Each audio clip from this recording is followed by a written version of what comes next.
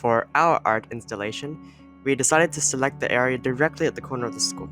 This area was the most secluded and therefore the least prone to being attacked or destroyed by the other students. During our design process, we sketched a variety of drafts, voting on which would suit the area the best. We planned to develop a small town, little village representing the broadness of urban surface and infrastructure that our nature and environment has enclosed itself into a small area. Our species are so dependent on the burden of cement and bricks that we never get to truly take a seat to enjoy our lives and what's around us. The small enclosure and lack of people going to it provides a sense of space that no one can touch with urban construction. The theme of our town was primitive society, which is why we utilized our designs on natural materials such as stones, sticks, branches, leaves, and even dirt.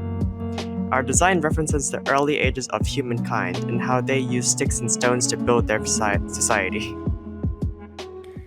On the first day, we gathered the different materials we were going to work with and deciding on the location for the project. We spent a bit of time sketching the different designs and mixed around our designs to create one design. Though our original concept was to have all houses made of mud, it would have been hard to keep the roofs of the house from crashing, so we took inspiration from teepees and had only the king of the village have a mud house. Second day, we started digging up a lot of dirt and building a small mountain for the king's house. The area that we worked with actually had a small river-like shape dug out, so we thought about having a dam or gate like a small moat and creating a tiny beach.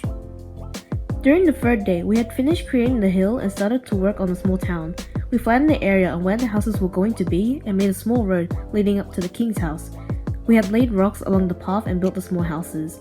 Sand was taken from the sandpit near the netball court to give the town more color and make it vibrant. Fourth day, we built the dam and beach to finish off the designs. Though the mud we layered under the water was a bit too wet earlier in the day, it just happened to dry extremely quickly for us to place down the water. Finally, we polished the area and added small flowers, trees, and a red leaf that was supposed to be fire in the bonfire.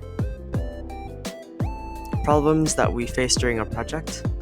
To be honest, for our concept, we really didn't have that much time since it was a bit bigger than we expected it to be, regardless of how much class time we spent on it. We instead decided to use our lunchtimes and recess dedicated to building the town to resolve it. A lot of students and teachers walked by, which was kind of counterintuitive to our solution of moving outside.